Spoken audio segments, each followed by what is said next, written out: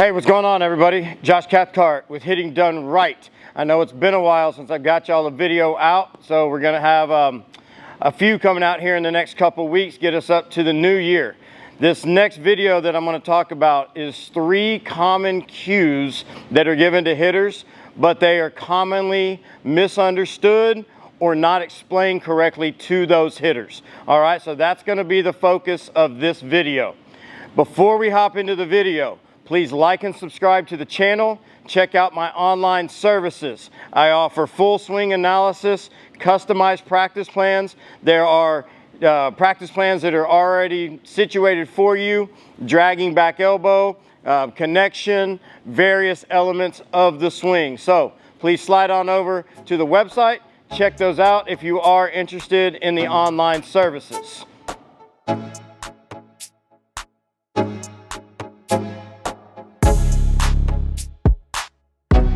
All right, y'all, let's go ahead and hop into this video. The 3 main cues that are used a lot with youth hitters, dads, moms, coaches, and they are misunderstood a lot or not explained properly.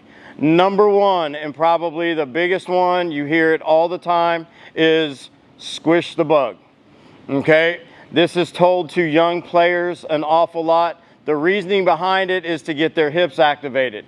The problem is it's not a foot move. It's a hip move. If we simply stand here and take our back foot and spin it, I can do all this I want to, but I am never getting my hips involved in the swing. I'm not using proper sequence. Another major problem with that is the loss of direction, meaning as I get here and I just start to spin my foot, I kind of have this fallback move, and it hinders me from being able to stay through the zone, make adjustments to off speed, those types of things. Okay, so we don't want to just get here and spin and have our heel work back toward the catcher. We actually want to get in here, have our hip drive start, and that backside is going to start to peel off the ground. You'll often see guys kind of look like they're holding that ground right there, and then it gets to their big toe. Okay, it's one of the things that I do tell people or players as a thought process is big toe on the front, big toe on the back, involving our hips, not simply spinning on your back foot. If you watch my videos, a lot of the time you'll see I put a dumbbell behind the back foot of players, and that's to help alleviate that tendency to slide and spin backwards. Get a lot of young players coming in, and one of the first questions I ask is, what have you been told about your back foot? Oh, well, just turn my back foot, spin my back foot, those types of things.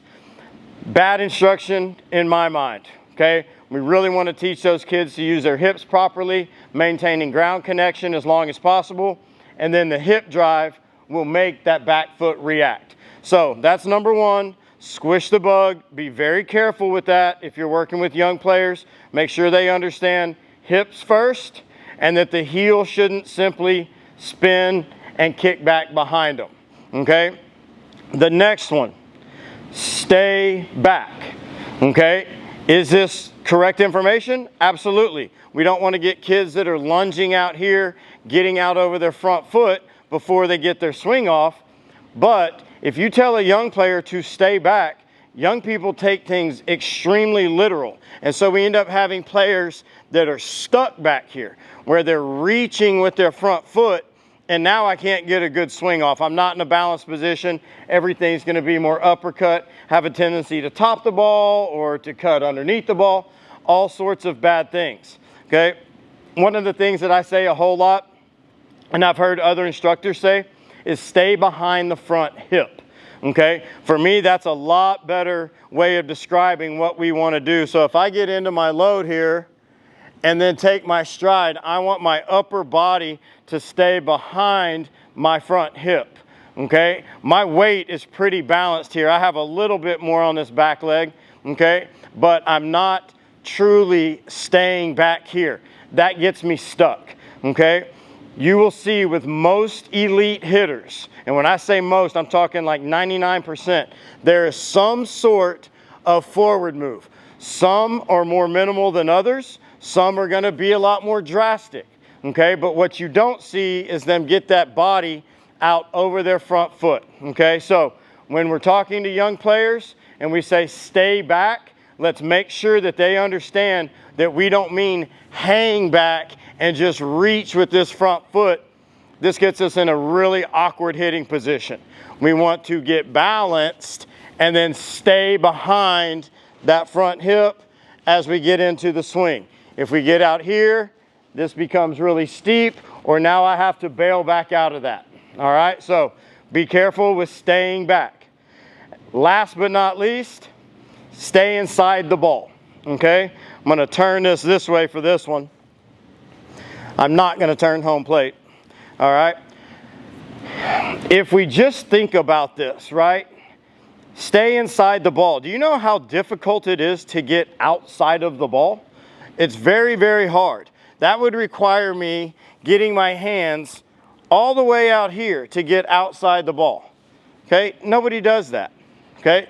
The problem here is when we start telling kids to stay inside the ball, they want to suck their hands in, okay? And they lose the space underneath that they need to deliver the barrel properly, okay?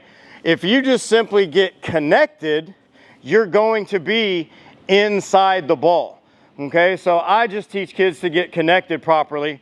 A lot of the time I won't say, hey, stay inside, stay inside. Matter of fact, I think that causes a lot of cut swings with players, okay?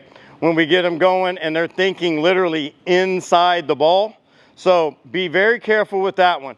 If I get connected here and then I continue this way, I am inside the ball and can deliver the barrel. Another way of thinking about that, and something that I often say, is hide the barrel, okay? Meaning get that barrel working behind you, hide the barrel, and then bam, here it comes, okay? So stay inside. I know that y'all hear ex-pros, some of the best hitters on the planet use that terminology, but those guys have a really good understanding of what they're trying to do. When we start talking to kids about staying inside, sometimes, like I said, you get those hands really pulling in. They're trying to do too much in here, and they don't allow the swing to freely flow, okay? Teach them to get connected properly on the backside, not where we're out like this, but connected properly, and then as we deliver the barrel, they're gonna be attacking from the inside. So those are the 3 cues that we hear a lot that are misunderstood, misused, misinterpreted. I hope that breakdown helps. Again, they are not bad, okay? If it works for your player to help them think something, great. But let's make sure that it's understood properly. Until next time, y'all be good.